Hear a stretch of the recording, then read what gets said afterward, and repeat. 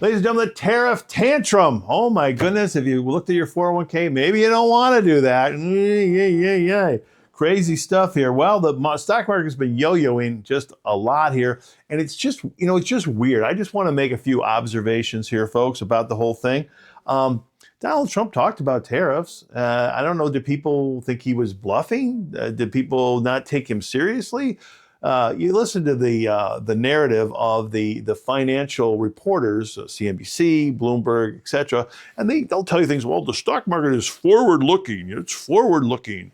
Well, I mean, I don't know if the market was going to have a temper tantrum. Why didn't they have it?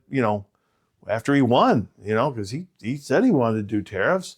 I mean, this was all told in front. This wasn't some weird curveball surprise. I don't know, maybe people thought they thought he was maybe bluffing. And maybe he still is kind of bluffing a little bit. Kind of crazy. One day they announced the tariffs and the market goes way down. And then a few days later, the market has a nice bounce. Today, for example, down again today. But, who knows what tomorrow will bring. So the stock market definitely doing a lot of yo-yoing here, and it's funny because we think about V. This used to be victory. The Brits were doing this, and how this became a peace sign. I don't know how the hippies did all that, but V was for victory at one point. And boy, I got to tell you, V is definitely for volatility. Volatility is back in the market. Crazy things are going up and down. Is it a buying opportunity? Well, I don't know, folks. It could be. I mean, you might want to keep an eye on this here. Again, the stock market is a great place to put money. Historically, you can make gains of 10 to 20, 12% a year or more. However, there are those big moments that happen. .com bust, the housing crisis, even COVID, although COVID was a nice buying opportunity, it was a tremendous dip, but then it bounced right back up.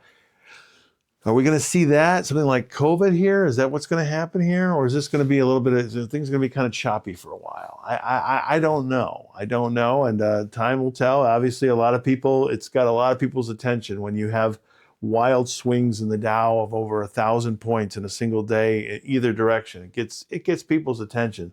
So we'll see what happens there, folks. Again, if you're getting close to retirement years, you want to think about getting into safer things, dividends and bonds and stuff like that. But your financial advisor, if you got a good one, should help you out with all that. So keep all that in mind as we get through these crazy times. Kind of funny, just a funny little side note. I mention astrology once in a while here, folks, and maybe some of you snicker or chuckle, or you think maybe I'm just goofing around. Well, there's a reporter out there. Oh, no, he's a real reporter. His name is Christopher Cruz. Yes, I don't think any relation to Tom, but you never know.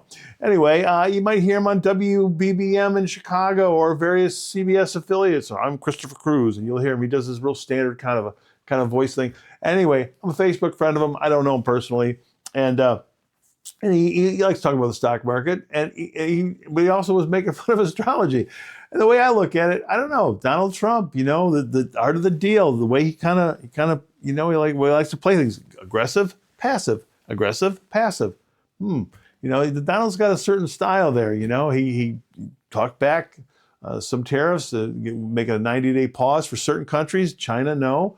So we'll see what happens here. And is he going to get the Chinese to really make some major concessions here, things that should have been done by other administrations a long time ago? Okay, as we've seen our middle class get beat down here in America while Wall Street's had a great frickin' time.